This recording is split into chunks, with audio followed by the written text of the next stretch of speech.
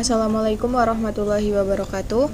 Perkenalkan, nama saya Dita Humdana dengan nomor NPM 2002011041. Di sini saya akan menjelaskan tentang metode-metode pengujian pada perangkat lunak, yaitu yang pertama ada black box testing.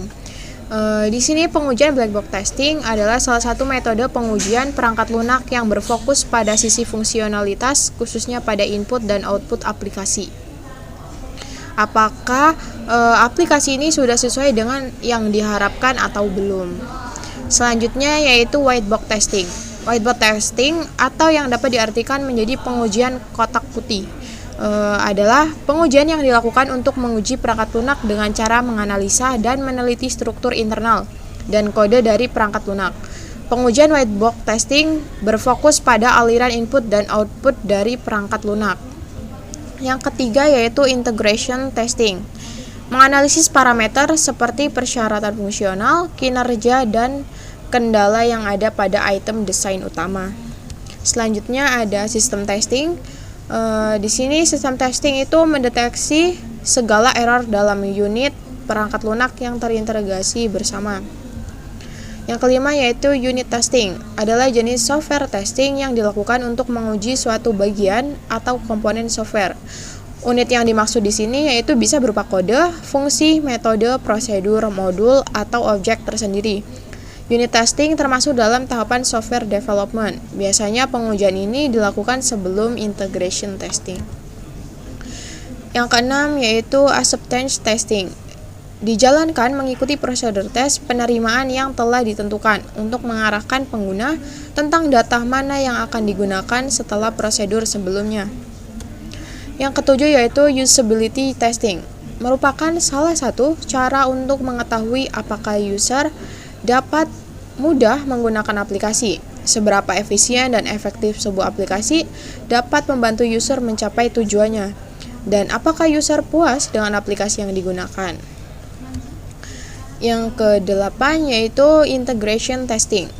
Di sini kita akan menganalisis parameter seperti persyaratan fungsional, kinerja, dan kendala yang ada pada item desain utama.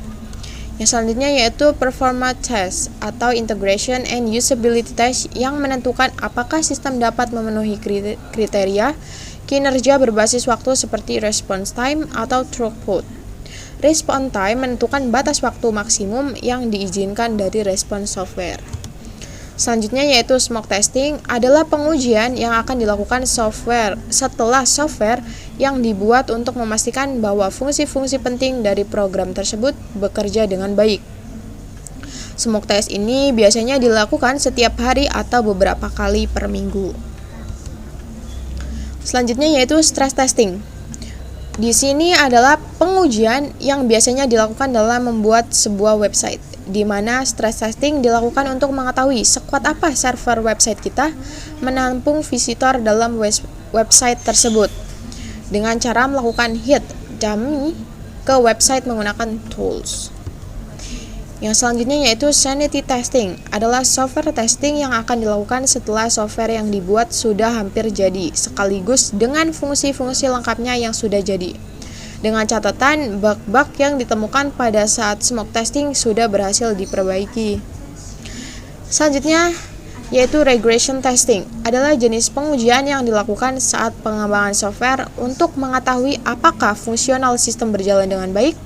Singkatnya, tujuan utamanya yaitu untuk meminimalisir bug yang mungkin akan muncul setelah adanya pembaharuan fitur atau fitur pada software. Nah, kenapa sih kita perlu melakukan software testing aplikasi? Mengapa aplikasi ini perlu diuji? Nah, aplikasi ini perlu diuji untuk memastikan bahwa software yang dihasilkan sesuai dengan kebutuhan requirement yang sebelumnya ditentukan. Di sini saya melakukan testing pada aplikasi Institution Course Center. Nah, ini untuk white box-nya. Nah, ini untuk sintak-sintaknya. Yang pertama kita ke login. Di sini ada sintak loginnya. Ada login, Di sini kita memasukkan ID, password. Selanjutnya ada syntax index. Index ini untuk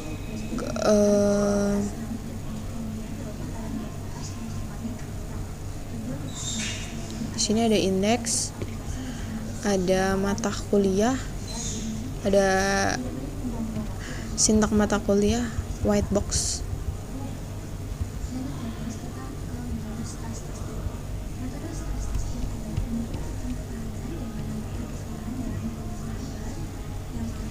Ini ada DB, tentang DB.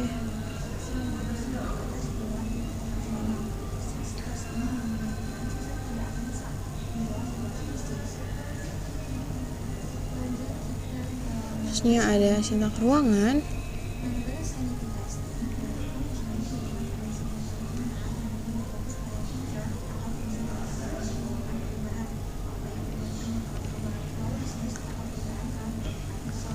Dosen, di sini ada syntax dosen juga.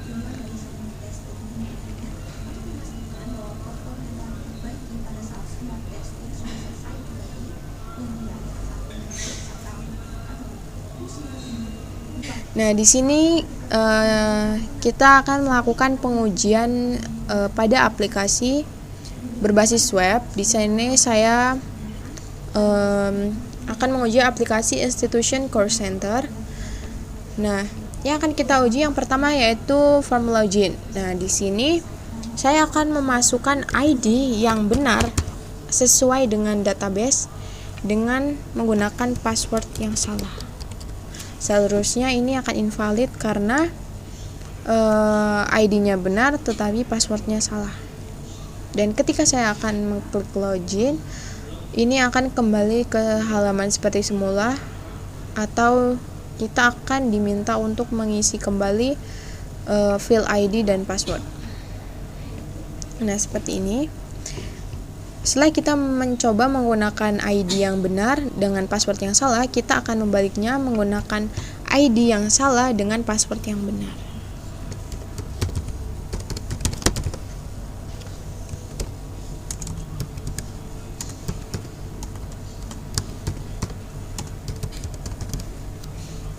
Nah, di sini akan invalid juga, dan kita akan diminta untuk mengisi field ID dan password dengan benar. Nah, kita akan mengisi sesuai dengan yang ada di database. Kita input ID yang benar dan password yang salah, password yang benar. Nah, ini ketika kita akan mengklik button login, ini akan otomatis masuk ke halaman menu karena kita menggunakan ID dan password yang benar. Nah, ini halaman menu yang setelah kita tadi inputkan ID dan password yang benar, kita akan langsung masuk ke halaman menu. Di sini ada menu data siswa, daftar pelajaran, guru pengajar, dan ruangan kursus. Nah, yang akan pertama kita uji yaitu data siswa. Di sini kita akan menguji tentang input data siswa, edit, dan delete. Yang pertama kita akan mencoba menambahkan data siswa. Kita akan memasukkan NIM menggunakan angka acak.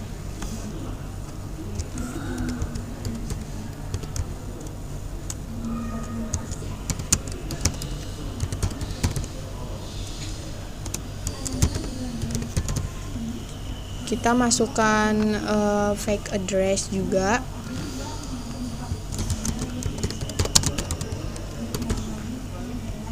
Islam. Nomor teleponnya kita acak juga.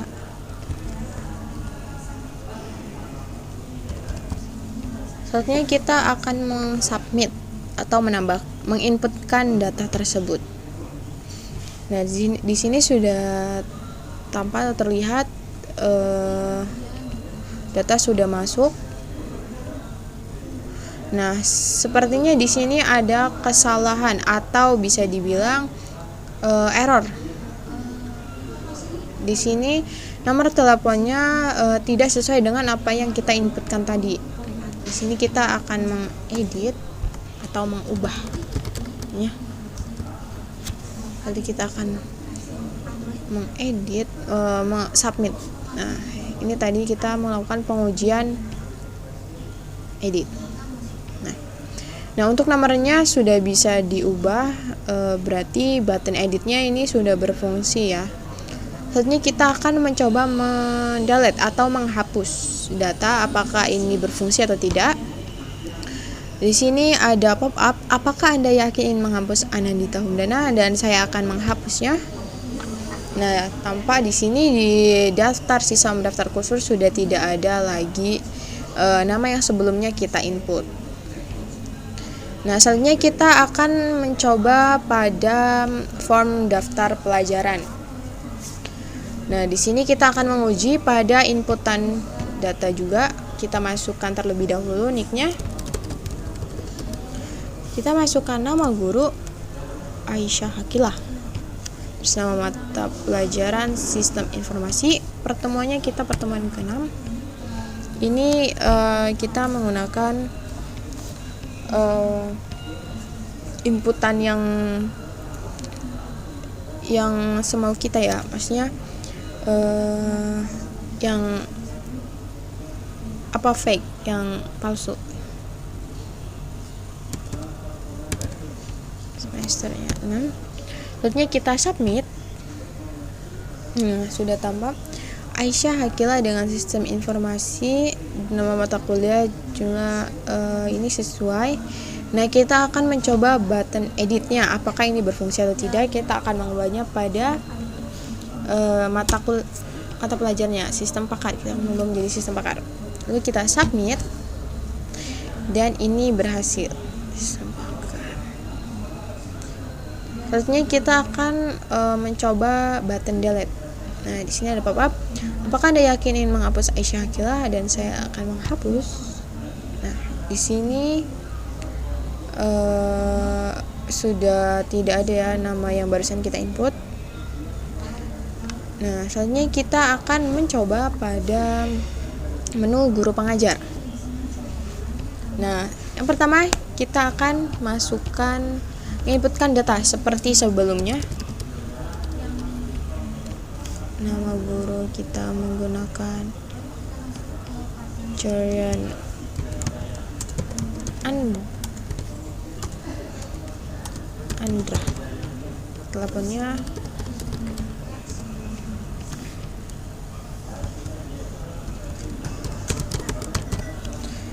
ini kita akan mensubmit apakah ini berhasil atau tidak.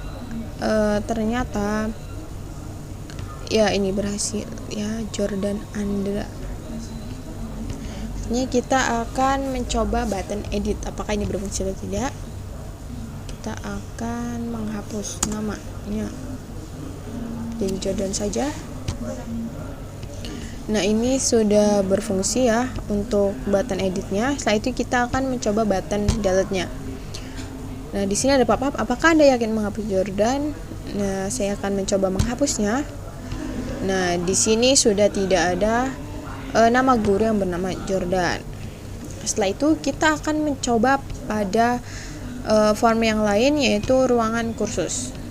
Oke, di sini kita akan mencoba menggunakan ruangan G dengan kapasitas 45. Coba kita akan menginput apakah bisa. Nah, inputannya masuk. Setelah itu kita akan mencoba button edit, apakah button edit ini berfungsi atau tidak. Kita akan mengubah menjadi 35 dengan kapasitas 35. Kita akan mensubmit apakah ini berhasil terubah, dan ternyata berhasil ya, G dengan 35 kapasitas. Selanjutnya kita akan mencoba button delete, apakah ini berfungsi, dan akan muncul pop-up hapus data, yaitu apakah Anda yakin ingin menghapus G, dan saya akan menghapus G. Dan di dalam entryan ternyata G sudah terhapus, berarti bisa disimpulkan delete ini sudah berfungsi untuk menghapus. Nah itulah tadi beberapa pengujian pada software pusat lembaga kursus mengenai tentang input data atau tambah data, tentang edit atau ubah data, tentang delete atau hapus data. Nah setelah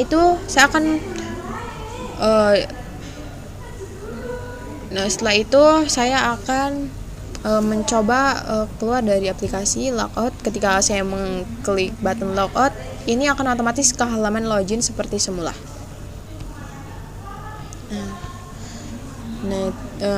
Itu tadi tentang software testing. Ada yang valid, hasilnya itu ada yang valid dan ada yang invalid, dimana invalid ini yang kita sebut sebagai bug atau error atau fault. Nah itu dapat diperbaiki dengan developer. Nah itu saja yang dapat saya sampaikan. Kurang lebihnya saya mohon maaf. Wabillahi taufiq wal hidayah. Wassalamualaikum warahmatullahi wabarakatuh.